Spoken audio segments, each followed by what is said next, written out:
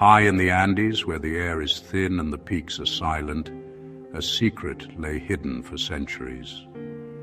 On Llullaillaco's summit, 3 children slept, perfectly preserved, their faces serene, untouched by time. Their discovery stunned the world, a chilling reminder of the Inca Empire's power and beliefs. They were not lost travelers, but offerings, sacrifices to the gods by the Inca. To see them is to feel a direct connection to the past. Braided hair, fine tunics, small artifacts beside them. The Andes are a world of extremes, jagged peaks, relentless wind, and a cold that seeps into the bone.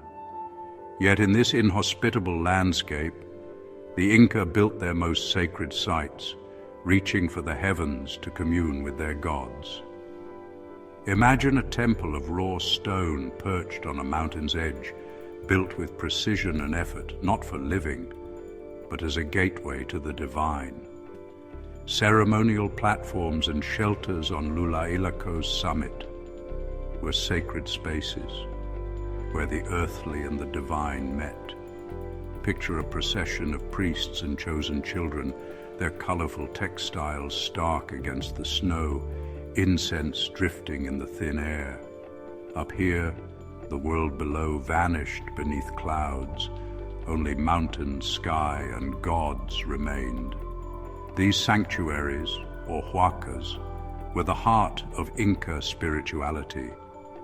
The mountains themselves were apus, living deities, guardians, and sources of life.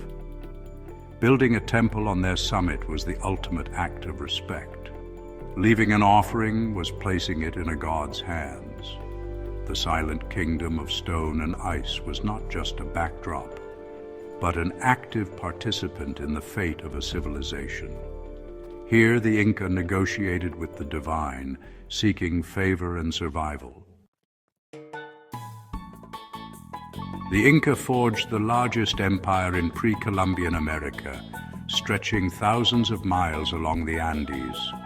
Their realm, Tawantinsuyu, spanned mountains, deserts, and jungles, bound together by over 25,000 miles of roads and ingenious rope bridges. Runners called Shaski relayed messages across this vast network, allowing the Sapa Inca, considered a living god, to rule millions. Society was structured, with labor and tribute owed to the state in exchange for security and grand festivals. The Inca rose from Cusco, the navel of the universe, absorbing countless groups through conquest and diplomacy. They didn't just conquer, they reshaped lands, imposed their language, and spread their worldview. The empire was a marvel of organization, unity, and ambition, until its sudden fall. The Inca world was shaped by powerful gods, Inti the sun, Mama Kila the moon, Pachamama the earth. To appease them, the Inca offered food, textiles, and animals. But in times of crisis, only the most precious gift would do. A perfect child, sent to the gods as a divine guardian. For the Inca, this sacrifice was a sacred duty, a desperate negotiation with the divine for the survival of their world. The Capacocha ritual was a long, elaborate journey, not a sudden act. Once chosen, children were brought to Cusco, honored in grand ceremonies, and treated as living deities. This period marked their separation from ordinary life and elevation to sacred status. Then began the final procession, priests, officials, and family traveling along Inca roads to the mountain sanctuary. The journey itself was ritual, with feasts and ceremonies in every community along the way. As they climbed, the air thinned and the cold intensified. priests gave the children chicha and coca leaves to ease their suffering and induce a trance. Upon reaching the summit, final rituals were performed, prayers, offerings, and the children placed in burial chambers with grave goods. They were not killed violently, but sedated and allowed to drift into a final sleep, succumbing to the cold. The transition was solemn, orchestrated, and intended to be peaceful. The children became messengers, crossing from the world of the living to the realm of the gods. Their journey was both a sacrifice and a transformation. In the thin air atop the Andes, they became immortal in the eyes of their people. For centuries, the children slept undisturbed on their frozen throne. In 1999, archaeologists braved Llullaillaco's summit, uncovering perfectly preserved Inca mummies, the boy, the maiden, and the lightning girl. Their faces, frozen in time, brought the lost world of the Inca vividly to life. The silence of the Andes was finally broken. The preservation of the Llullaillaco children is a marvel of nature. Intense cold, dry air, and low oxygen combined to halt decay. At over 22,000 feet, freezing temperatures acted as a natural cryochamber, stopping decomposition instantly. The arid air further inhibited bacteria, essentially freeze-drying the children and preserving even their internal organs and stomach contents. The thin atmosphere's lack of oxygen slowed chemical reactions, while stone-lined tombs sealed with earth and ice protected the bodies. When scientists examined the children, they found hearts, lungs, and brains intact, blood still visible in the maiden's heart.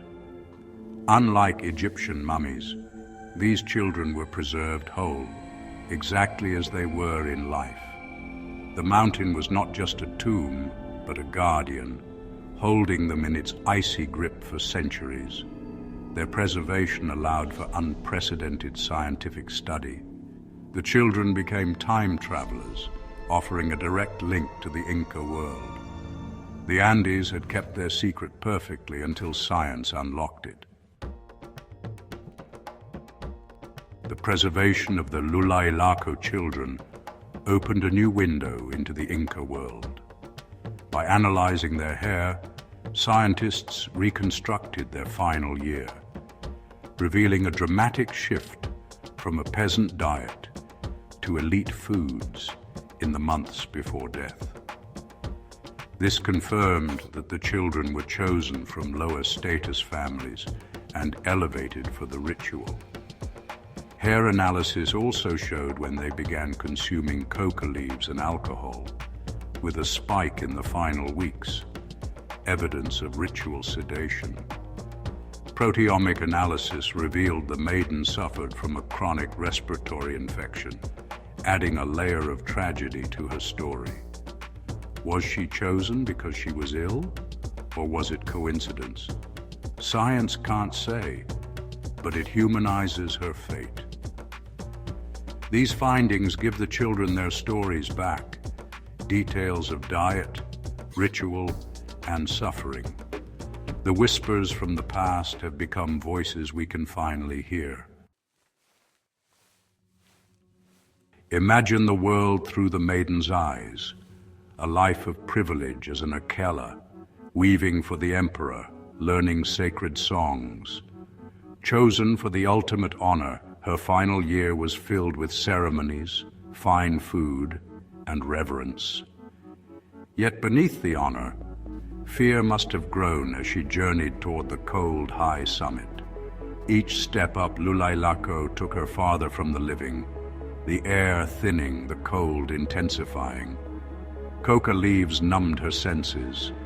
Chicha clouded her mind. She walked between worlds. In her final moments, she sat upright, a wad of coca leaves in her mouth, heavily sedated, her head slumping forward as she drifted into sleep. The cold was the last thing she felt, a deep chill slowing her heart. She died not violently but quietly, surrounded by silence. Science tells us what she ate and the illness she carried, but her inner world remains a mystery. The maiden is a symbol of faith and sorrow, a silent witness to a lost world's most sacred act. Her peaceful face invites us to wonder, not just about her death, but about her beliefs and dreams. The discovery of the Llullaillaco Children forces us to confront uncomfortable truths about the past. The Inca saw these children not as victims, but as envoys to the gods, guardians who would watch over their people from the heavens. Their sacrifice brought honor to families and communities, weaving sorrow with purpose. Today, the children rest in a museum in Salta, Argentina, preserved in climate-controlled chambers. Their display is controversial. Some call for their return to the mountain. Others see them as priceless teachers. Their story raises questions about how we treat the dead and balance science with respect. The children are now global icons, challenging us to look beyond our own beliefs. Their silent faces ask us to listen, learn, and remember. The high Andes still hold their secrets. The children of Llullaillaco have given us a glimpse into the Inca world, but deepened the mystery. We know what they ate and how they died, but not what they thought or felt. Their silence is as profound as the mountains themselves. These children are more than archaeological finds. They are a poignant link to our shared human past. Their story reminds us that history is about individual lives, filled with hope, fear, and belief. The maiden, the boy, and the lightning girl were not just offerings. They were people. Their story forces us to confront the immense power of faith, capable of both creation and destruction. The wind still whispers over Llullaillaco's summit. The mountain gods still watch. The children are gone, but their presence lingers, a testament to the enduring mysteries of the human heart. Their message echoes across centuries, waiting for us to listen.